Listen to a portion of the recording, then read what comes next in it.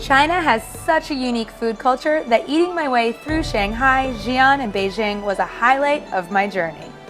This is Living Local, Traveling Global with Kelley Ferro, featuring United States Tour Operators Association member Wendy Wu Tours in China.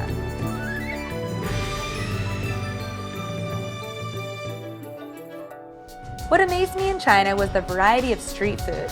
You could find all different types of savory and sweet snacks, hearty meals, and on-the-go sticks, all right on the street.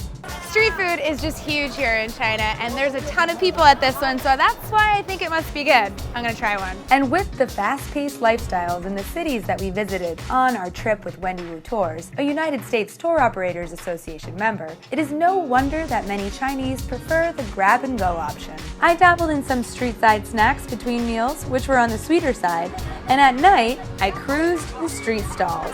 They came out in full force, frying up just about every type of tofu, animal, body part, vegetable, pretty much anything you can imagine. They even fry some things that I never thought you could eat.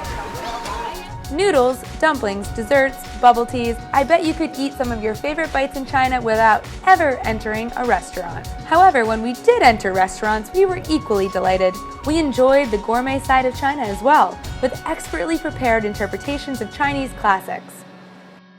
In Xi'an, we explored a particular food hall, which was like a street market but inside. You take a card and then get it stamped at whatever stall you choose. Then you pay at the end.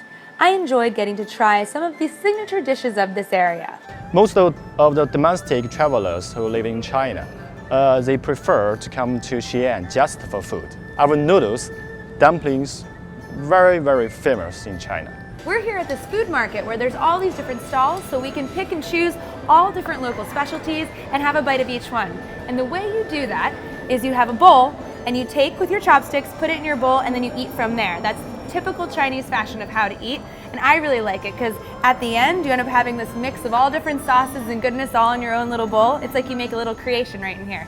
And this dish right here is made from pork and beef that has been boiled for 24 hours and put on this little wheat bun to make a Chinese hamburger. It's cute.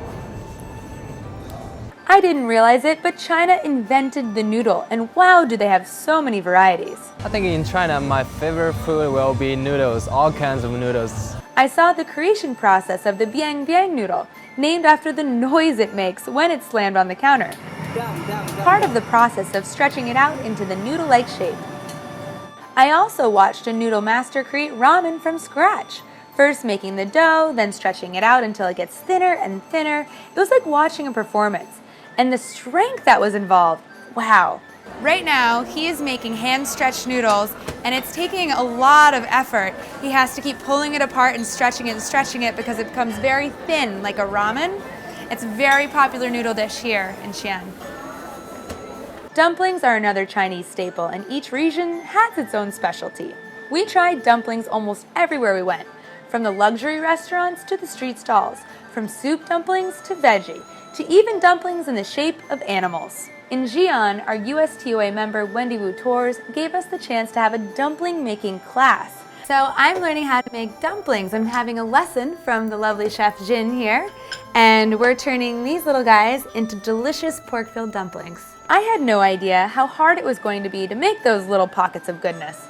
Our chef was trying to teach us how to make them in the shape of roses and butterflies, and though it was lost in translation, I could tell that we weren't going to be hired there anytime soon. We learned to make the standard dumpling right here, which is for good luck. This one right here is a butterfly dumpling, and it's for good luck and love for a long time. And then this one is a rose, which is my favorite, and it is also for love. So eating dumplings is like a celebration, and each one means something. My favorite food is like meat, beef, pork, chicken. It's my favorite food. So now I'm so excited because we're going to try Peking Duck right here in Beijing, and this is my first time ever trying it. This has been famous for the past 500 years. The noblemen, the emperors, they all used to eat this. This is for the upper class. And he's filleting it right in front of us, slicing it off. The skin looks so crispy, I can hear it crackling behind me.